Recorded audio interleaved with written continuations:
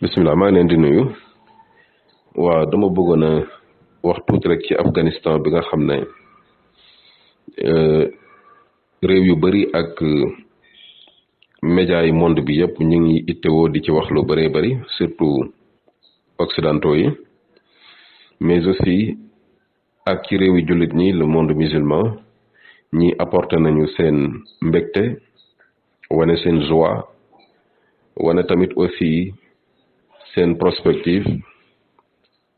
ak seen yaakaar ju nga xamante ne gën naa dëgër loolu monde islamique wane na ko bu baax mais occidentaux yi tamit aussi ñëw nañ ak seen manière wane ne catastrophe am na jafe-jafe am na léegi ay terroristes international léegi ñoom ñoo amee état amee lépp donc ci seen manière yu bari dinañ ci ñëw bëgg nañ wax ci Afghanistan géographiquement tuuti rek ay rappel historique ñëw tamit ci seen indépendance seen composition tamit lan moo taxoon États-Unis nekk fa depuis boobu ba léegi def fa ay milliards de dollars yu nga xam ne weesu na ay milliards ay trillions de dollars la fa def li chiffre boobu liñ koy tudd bariwul ndax bari États-Unis ndax dafa néew doole ba mënatul dem moo tax mu retourné ndax les talibans ñoom ñoo gagné wala ñoom mënuñoo exercer pouvoir ndax amuñu expérience bi comme ni ko occidentaux yi gisee en tout cas ci suñu waxtaan ñoo ngi koy doore ginnaaw bi ñu tuddee yàlla julli ci yonent bi alayhi salaatu wasalaam Afghanistan réew la bu nga xam ne mi ngi ci Asie bi am superficie bu tolloog 653 000 kilomètres carrés maanaam lu yaatu la nga xam ne dañuy wax ne sax da ngay boole Irak Syrie ak Liban ak Israël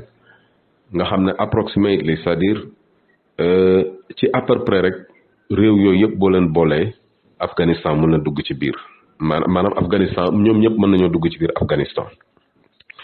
kon su ko defee mu yor nag forme xob parce que boo dee xool Afghanistan ni mu tëddee comme aw xob donc nag branche su xob bu ndaw bi moo dem taqaloog li nga xamante ne moom moo di frontière u Chine ñu nekk ñu nga xam ne ay 38 millions personnes ñoom ñooy dund ci suuf suñu nekk donc nit ñu bari lañu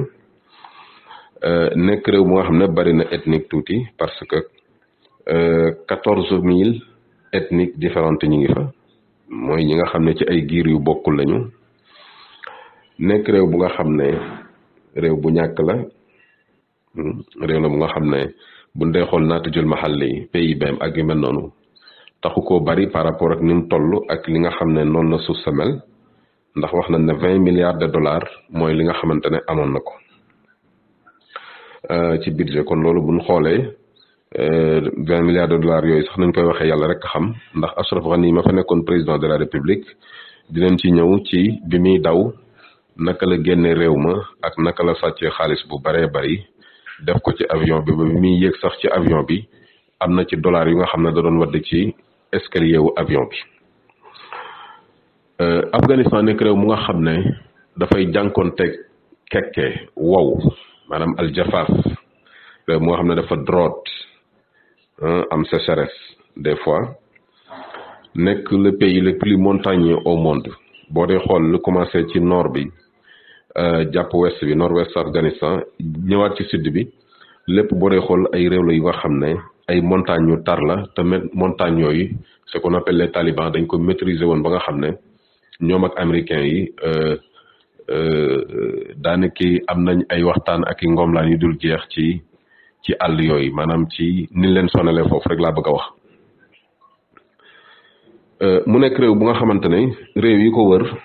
mooy Pakistan réew la bu nga xamante ne malgré difficulté yi muy aman leen teg des fois afghan yi teewul réew bu xaritoo la ak Afghanistan ndax xam ngeen ne Oussama Ben Laden bi mu dawee jógee Afghanistan Pakistan la daw foofu la génne àdduna waaw donc Pakistan ku xaritoog Afghanistan la ci wàllu diine mais am na ay règlement de compte ci biiram ndaxte dafa am ñi nga xam ne ñooy al qabail al bastuniya ñooñu dañoo xaw a bëri te britannique bi muy dagg suuf si daf ci am ñoon dañu dugg ci frontière afghan yeneen yi dugg ci frontière Pakistan diggante boobu nag da leen daan andil ay jafe-jafe ñoom nag daanañu def ay règlement de compte contre ñooñu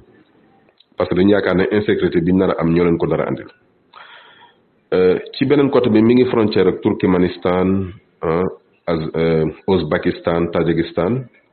ñooñu ay réew la ñu nga xamante ne ñoom ak Turquie ay mbokk lañu ñoo bokk làkk bokk deret bokk ay maam ay jullit lañu aussi réew yooyu yëpp boo leen boolee mat nañ presque 50 millions musulmans ci beneen côté bi Siin moo nekk ci seen côté waaw Siin moo nekk ci seen côté ndaxte boo dee xool frontière Siin ak Afghanistan mi ngi nekk 87 kilomètres rek la donc tax koo bari noonu par rapport ak frontière am digganteem ak Turkménistan Ouzbékistan Tadjikistan kooku mi ngi nekk 2300 kilomètres donc kon frontière bu gudd la ak seen diggante ak ñoom seen diggante ak Iran tamit aussi noonu Iran tamit dafa frontière ak li nga xamante ne moom moo di Afghanistan waaw frontière bu gudd sax parce que après réew yi nga xamante ni lim nañ leen sànq nga xam ne mat na presque 2300 kilomètres Iran moom mooy deuxième pays bu nga xamante ne digganteem ak frontière am ak Afghanistan moom moo gën a gudd moom moo jël deuxième. alors bu ko defee noonu la Afghanistan tëddee géographiquement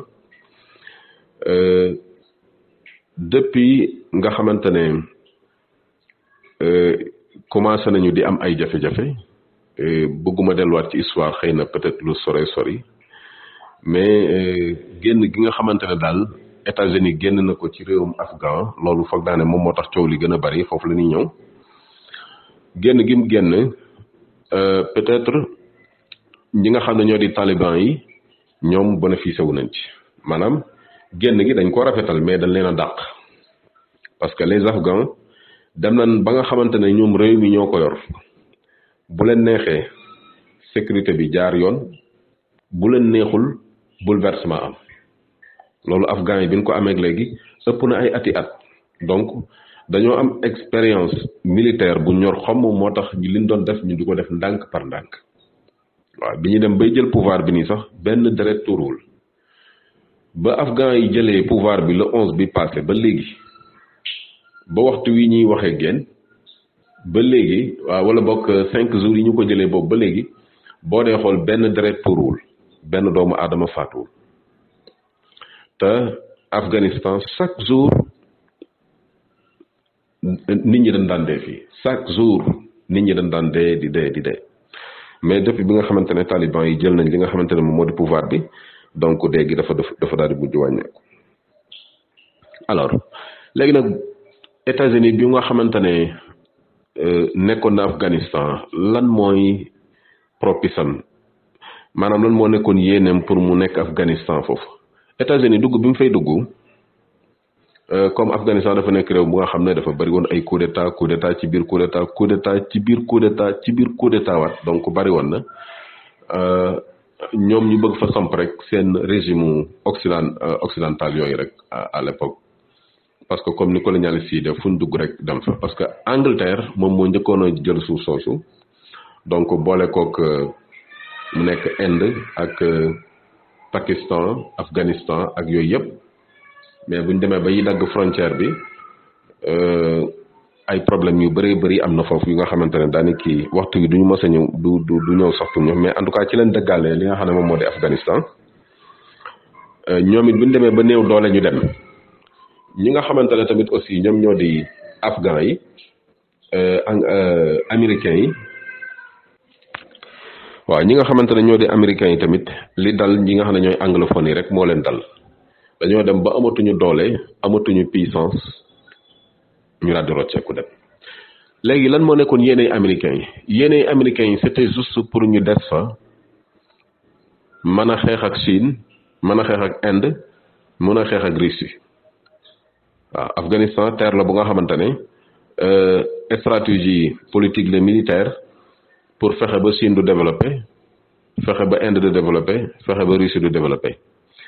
mais loolu États-Unis yàgg na koo manœuvrer mais finalement dafa mujjee échoué dafa échec parce que Chine développé na Inde développé na Russie développé na biñ demee ba réew yooyu yëpp développé mu ne léegi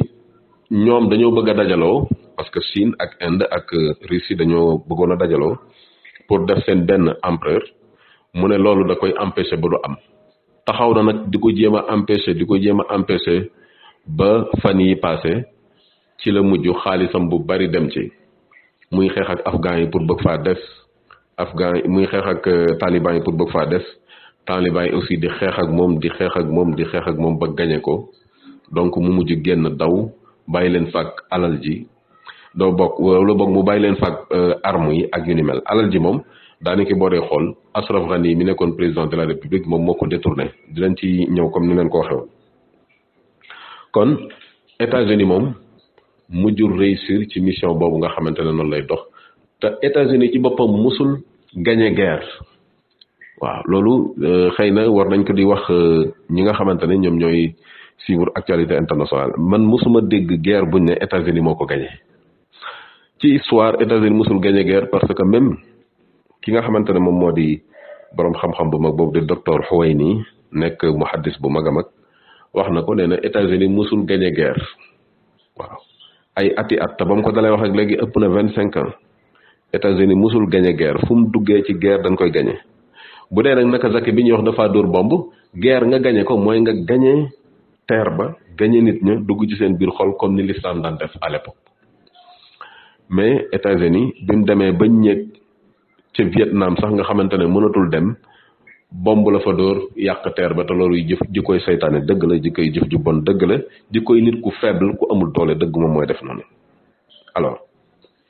finalement noonu la ñàkkee Vietnam mais aussi tey jii noonu la ñàkkee li nga xamante ne moom moo di Afghanistan kon su ko defee yéenay États-Unis mi ngi woon noonu ñoom doon jéem a empêcher ñëpp mën leen empêcher pour ñu développer ña bëggoon a dajaloo xëy na dajaloo gi matagul des na tuuti mais de toutes les façons États-Unis moom dem gi États-Unis dem nag lan la koy jariñ ak lan la koy indilee jafe-jafe li mu koy indilee jafe-jafe mooy dafay jam doon gim doon puissance internationale moom ñëpp xam na ne doonatu ko waaw ponkal yi nga xam ne ñoom ñoo ko waroon muy jéem a xeex ak ñoom di def ak ñoom bras de fer ñooñu tamit aussi dañuy amaat courage pour gën a nekk benn muy Chine ak Russie Inde moom gaw ma ne dina mën a ànd ak Chine parce que ñoom ñaar dañu am dégg nga ay problème yu nga xam ne ay problème interne xëy na ba leneen di ñëw di leen boole di leen lëkkale ñu nekk benn mais ñoom ñaar dañoo am ay problème yu sérieux sax alors kon foofu États-Unis dina fi am angoisse bu bëri parce que ñële dinañ dajaloo dinañ gën a bëri doole te buñ baree doole ci kawam lañ jëm si waaw loolu amul benn werante maanaam buñ bëree doole alliés yi nga xamante ne ñoo ñu nekk ak ñoom ñëpp dañuy mujj nangu leen parce que Chine production am xajul fenn Russie gazam xajul fenn Inde potentialité am ak xam-xamam expérience am expertise am ci wàllu technologie xajul fenn donc dañuy gën a wàcc si ñëw fi nga xamante ne moom moo di Babul Mandab moom mooy le détroit de Babul Mandab donc dañuy gën a wàcc si noonu ñëw ci golfe bi te buñ xasee nangu golfe bi moom États-Unis c'est fini day dem rek mujj nekk comme benn pays boo nga xam ne bu yam la rek comme Angleterre nga xamante ne tur waa fa nekk rëy ñu naan la Grande-Britannique mais léegi daa nekk nekkatu ko ci histoire mu nekkatul sax Grande-Britannique États-Unis aussi loolu moom moo ko nar a dal day mujj rek nekk benn réew rek comme réew yépp waaw yaru comme tout le monde loolu bokk na ci li nga xamante ne moo ko nar a dal ëllëg mais américains yi moom lan moo leen ci kontaan loo mooy c'est parce que milliards de dollars yi ak trillions de dollars yi nga xam ne moom lañ doon dugal foofu parce que waxuma ko woon sax États-Unis dugal na lu mat 2 trillions wala 3 trillions de dollars am na ñuy wax 3 trillions de dollars maanaam 3 trillions de dollars daal bariwaay bi su ma la ko doon wax mooy loo xam ne Afrique ak Asie ak golfe bi yëpp mën nañ cee dund daanaka 20 ans te kenn du liggéey waaw ndax bari xaalis bu baree bari la nga xam ne daanaka kenn mënu koo wàññi loolu lépp États-Unis def na ko ci te la mu bëggoon amu ko léegi nag xaalis bu bari boobu ñu doon jël di ko def ci guerre bi dañ koy jël nag léegi jox ko américains yi moom xëy na ñoom loolu dina leen gën a kontaanloo dina gën a suqali li nga xam ne moom mooy seen économie waaye seen doole réew tamit aussi dina gën a wàññeeku seenu sac tamit aussi dina gën a wàññeeku respect bi ñu leen joxoon en tant que puissance mondiale dina gën a wàññeeku. alors kon comme li yàlla wax rek mi ngi noonu wa tilkal ayyaamu nudaawiluhaa bayna naas ay bis la rek yàllaa koy joxe yàllaa koy rocc yàlla joxoon na leen ko ñu amoon ko suñ borom nag commencé na koo jël ndànk par ndànk. kon su ko defee États-Unis ngi noonu ak gañe bin ko gañe ak rocc koom ak dem ëllëgam yàlla rek moom moo ko xam. kanta ñi nga xamante ne nag ñoom ñoo di chinois yi xaw nañu am toute difficulté ak Afghanistan yi ndaxte ñoom tamit aussi dañoo am projet bu am solo bu nga xam ne bëgg nañ koo jaarale foofu te moom mooy tariqul xarir moom mooy gold route boobu nga xamante ne moom lañ bëgg a jaarale foofu indi ko biir Europe kooku xam nga ne il faut ñu négocier ñi nga xamante ne ñoom ñoo di taliban yi gi mel noonu waaye ki nga xamante ne moom moo di porte-parole taliban yi def na voyage partout dans le monde taxaw ak waa Chine xamal na leen ne suñu relation ak yéen relation yu baax la kon loolu dafay tontu question bi ñu doon wax ndax taliban yi ñoom ñor nañ pour mën a yor am réew wala déet taliban yi ñi ngi commencé di def seen i négociation seen premier discours bi nga xam ne def nañ ko li ñu wax mooy dinañ amuñu kenn ku ñuy ciblé ñëpp la ñuy amal jàmm réew mi jàmm lañ fi bëgg jigéen ñi dinañ liggéey mais dinañuy liggéey ci ron ay conditions jigéen gu fi liggéey da ngay muuru jigéen guy dugg ci école yi da ngay muuru donc loolu moom mooy li nga xam ne pare nañ pour teg ko beneen bi ci des mooy réew mi réewum l'islam la chariatul islamiyya lañ fay doxale ñeneen ñi nga xamante ne nag ñoo fi nekk comme occidentaux yi di koy jox ay caractère naan bon ay fondamentaliste leen ay loolu occidentaux yi la concerné mais ñoom loolu concerné wu leen ñoom li leen concerné rek mooy dawlatun islamiyatun sunniya sunna la ñuy doxal ne yonent bi ak ay saxaabaam di dundee noonu lañ bëgg a dundee leneen li ci des nag li àdduna laaj ñoom ñu xool lan la ci chariatul islamiyya wax ñu dox ci ñu dox kook ñi nga xamante ne ñoom la yàlla booleel suuf si waaw kon su ko defee loolu moom moo ci côté Chine c'est jafe-jafe yi nar a am côté Russie tamit aussi boo dee xool parce que xam nga ne beneen bi ci def ci Chine sax pareeguma mooy côté Igor yi xam nga Igor ñu ci gën a bëri dañoo mbokk ak ay Ouzbékistan ak ay Turkménistan ak yu mel noonu te ñooñu tamit aussi am na ñu nga xamante ne biir Pakistan xaw nañu mbokkoo donc Chine bu fekkente ne dafay laal jullit ñële te fekk taliban yi ñoom it aussi ñoom it dañuy xeexal diine l'islam foofu Chine aussi nar dafay am jafe-jafe parce que taliban yi bu ñu baree doole ànd ak ñi nga xamante ne ñoo di Pakistan yi dootuñu nangu nag ñuy néewal doole Igor surtout bu fekkente ne Turquie def cee ànd ak ñeneen ak ñeneen kon donc foofu doole l'islam mi ngi gën a am doole ci côté boobu voilà kon loolu moom mooy problème mu Chine beneen bi ci des moom mooy Russie luy toll ak 25 millions musulmans ñu ngi fay dund ñoom ñi ngi ci jàmm parce que Poutine mi ngi fexe ba nga xamante ne orthodoxe yi ak musulmans yi ñu ngi dund ci jàmm parce que Poutine jàmm rek moo ko jëkk waaw Inde yi nag ñoom nar nañu am problème ñoom parce que Inde yi gis ngeen la plupart dañuy dal ci kaw musulmans yi nga xamante ne ñoom ñoo nekk foofu di leen andil ay jafe-jafe te musulmans yi dañu bëri après bouddhistes yi ñoom tamit ñi ngi fa waaw ñoom ni ñuy représenté ci réew mi dafa bëri trop kon juste pour wax la ne rek monde islamique jullit ñi nga xamante ne ñoom ñoo ci nekk ñi nekk ci Asie bi daanaka ñoom ñooy représenté monde islamique 60%. boo boolee Afrique boole golfe bi boole Afrique nord Afrique de l'Ouest jullit ñi fi nekk ñëpp boo leen boolee tey donc julliti Asie ñoom ñoo leen ëpp daanaka 3 fois 4 fois donc ñoo leen gën a bari daal ci gàttal waaw kon su ko defee bu ñëwee ci côté Iran moom xam nga ne ñoom ak taliban yi duñ jaaroo taal parce que taliban yi bëgguñu chiite yi loolu dina indi jafe-jafe xëy na politiquement mën nañu négocier mais taliban yi mënuñoo tolérer pas-pasu chiite yi ndax dañu jàpp ne seen i pas-pas dafa waroog li nga xam ne moom moo di sunna dafa waroog alquran ak sunna boo dee xool sax ñoom ak taliban yi jàppante nañ 1998 xeex bu metti ba ñi nga xamante ne ñoom ñoo di taliban yi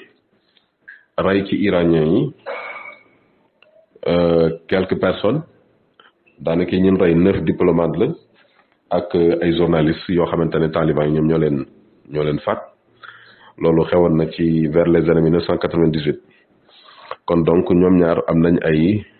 jàppante maanaam kenn ku nekk am nu jàppal sa morom mais politique léeg-léeg dina def ay kéemtaan waaw kon su ko defee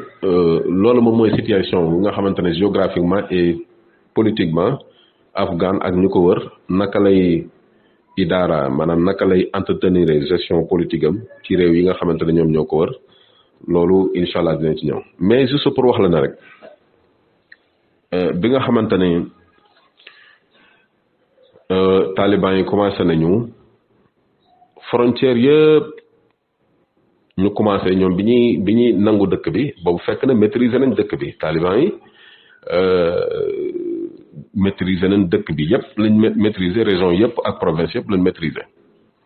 surtout ñi nga xam ne ñoo ne al qabailul bastonia nga xam ne ay nit la ñu nga xam ne dañoo mën a xeex ak waa Ouzbek yi dañoo mën a xeex te itam dañoo am lu ñuy wax tuulu nafas maanaam dañoo mën a dékku métit ci anam gu yàgg-yàgg man damay wax nafsiyatu maanaam psychologie gu taliban yi mën nañu toog fii di jànkonteeg ay problèmes yu mag yu nga xamante ne daanaka seen digganteeg des fractions secondes moo ci des mais teewul dañ koy dékku di ko dékku ci anam gu nga xam ne daanaka sax amul àpp waaw mën a muñ moom yàlla may na leen ko xëy na mën a muñ gi mi ngi bàyyi ko ci gëm gin gëm alxuraan ak sunna parce que taliban li gën a yéeme ku ñuy wax docteur Faqih mi ngi koy wax nee na ummi ya tasaaroo na fa maanaam ñàkk a jàng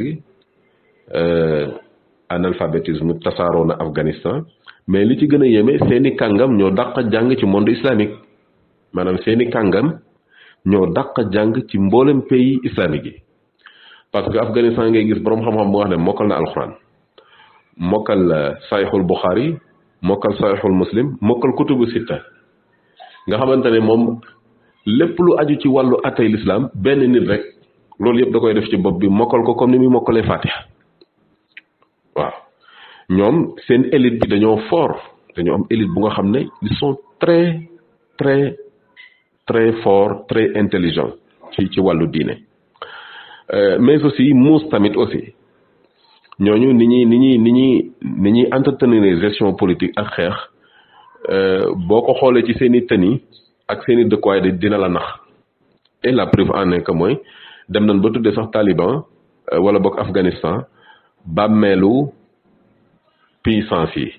bàmmeelu puissance mondiale yi lañ ko tuddee parce que Union soviétique moo fa njëkkoon a nekk dañ koo dóor ba dàq ko voilà kon tey dàq giñ dàq États-Unis ci suufu Afghanistan loolu nekkul lu kéemtaan ci ñoom parce que dàq nañ puissance bu ko gën a rëy fuuf te moom mooy Union soviétique te Union soviétique bu ñu ko dee wax bokkut ak Russie nouvelle Russie bi tey Union soviétique dafa diisoon gan bëri alal mën a xeex am ay armes te xeex nañ ak ñoom ba génne leen terre boobu tey jii États-Unis moom it noonu lañ ko def mu daw ci jàmm kon donc juste pour wax la loolu bokk na ci nafsiyatu taliban yi muy seen psychologie ay nit la ñu nga xam ne gëm nañ yàlla mën nañoo wéttali ko alquran ba pare tamit aussi ñeme nañ li nga xamante ne mooy ak dee ba pare seen dund yëpp dañ ko tayle ci jihaad loolu mooy li nga xamante ne comme ni ñu koy waxee ci suñu làkk mooy gàllaj bi leen jik waaw ci loolu daal la ñuy continuer di dox parce que loolu moom moo leen andi ba fii ñu yegg si tey waaw kon su ko defee mi ngi noonu Ashraf Ghani daw na donc bi muy daw daanaka émirats arabes sax dañu wax ne moom moo ko waroon a dalal bu ñëwee ci Ashraf Ghani ndaxte sàkku na ndimbal ba tàyyi ci États-Unis pour mu ñëw taxawal ci taliban yi génn na fi def déclaration ne dina génn taxaw xeex mais tey ki nga xamante ne moom moo di Joe Biden di président États-Unis li mu wax leer na daf ne the Taliban has won the war maanaam les talibans ont gagné la guerre loolu lu maanaam phrase la bu nga xam ne daf ko wax intégralement kon ñi nga xam ne dañu fi nekk di wax naan les talibans gagné wuñu les talibans gagné gun ñooñu moom li ñuy wax xëy na dañoo yaakaar te li ñuy wax te xamaguñ ko bu baax mais taliban yi ba ñu gagné guerre bi sax nag dafa yàgg du daawu jéeg du daawaat jéeg donc bi ñu gagné guerre bi dafa yàgg bis bu rafet lañ doon xaar rek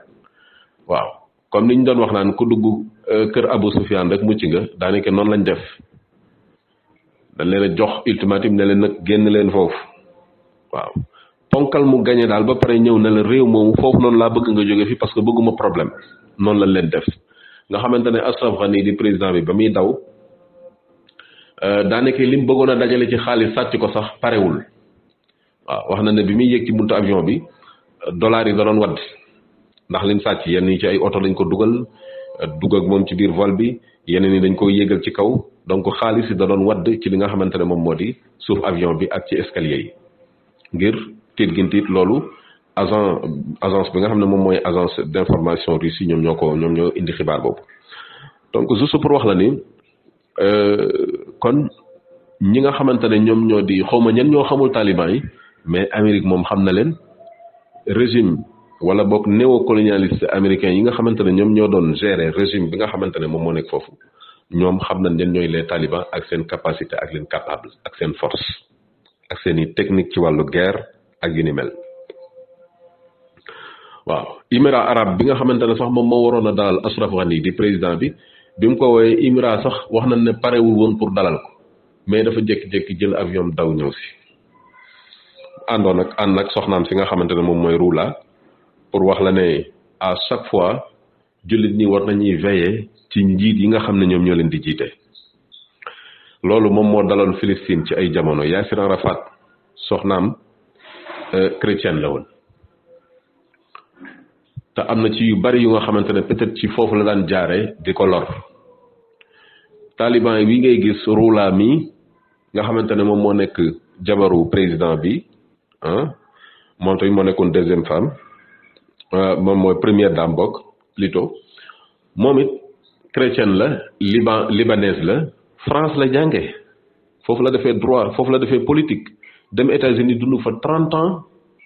ñëw nekk jabaru Ashraf Ghani daan impliqué wu bu baax a baax ci li nga xamante ne moom moo di problème mu Afghanistan donc noonu rek la ñuy def kon ay jullit bu ñu nekkee ci ay réew war nañu xool njiit yi nga xam ne ñoom lañ bëgg ñu jiite leen ak seeni soxna parce que soxna yi dañoo am solo ci ki nga xamante ne ñoom la ñuy àndal bu ko defee ñoom ñu tànn ko xool naka la ñuy defal sinon dinañ ci impliqué wu dinañ ci dugg ba indi leen ay jafe-jafe yu bari loolu am na exemple yu bari yuñ ci gis ci Afrique waaw ci Côte d'Ivoire gis nañ ko fa ñu Laurent Gbagbo boo dee xool Ben Ali mi tamit aussi noonu woon ñoom ñëpp daanaka ku ci jigéen di jiite rek booy génn ci frontière ci doo jaar ci buntu ci fenêtre ngay jaar waaw États-Unis mii nga xamante ne moom moo fi nekk bañ nañ ko ba ci seen histoire benn jigéen mosu leen jiite seen coow a bari rek mais ñoom jigéen du leen jiite buñ ko tegee ci benn place tamit dañ koy encadrer ci yu baree bari am na yu nga xam ne sax duñ ko may daanaka dañuy wan nit ñi nii ci kaw rek li ñuy def mais ñoom fan jëm xam nañ ko kon su ko defee maa ngi jéggulu ci guddal bi xëy na lii duuf ci nag bi yëpp xajul ci cin ni incha allah daañu dikkaat ak yéen ci développement yi nga xamante ne am na donc ëllëgu Afghanistan naka lañ commencé di exercer lii di pouvoir bi nga xamante ne yàlla dénk na leen ko incha allah dinañ ñëw tamit wax ci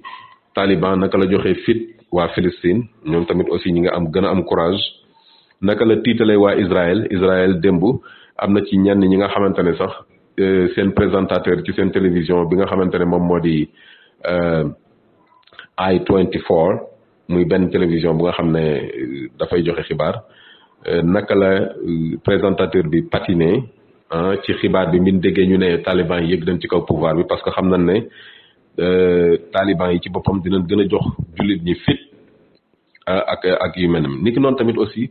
yéegu taliban nan la nar a jeexitale ci régime yi nga xam ne nekkaluñ fi yàlla nekkaluñ fi yonente bi alayhi salaatu wasalaam te moom mooy régime yi nga xam ne moo nekk Dubaï régime yi nga xam ne ñoo nekk Arabie Saoudite actuellement nii muy Ben Salman mii nga xamante ne wax dëgg yàlla sagalul l'islam dara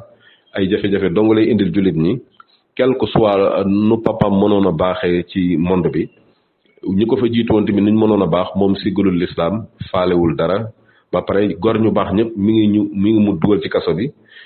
imam yëpp ñi nga xam ne dañu bëgg lu baax ñeneen ñi mu ragal loo leen yeneen imam yi nga xam ne amuñu fit ñuy dox ci ndigalam donc yooyu yëpp incha allah dinañ ci ñëw ndaka la ëllëgu Taliban wala jeexitale ci zone boobu yooyu yëpp incha allah naka la Turquie ak Afghanistan nar a jëflante ak yu mel noonu Turquie tamit naka la nar a taxawalee li nga xamante ne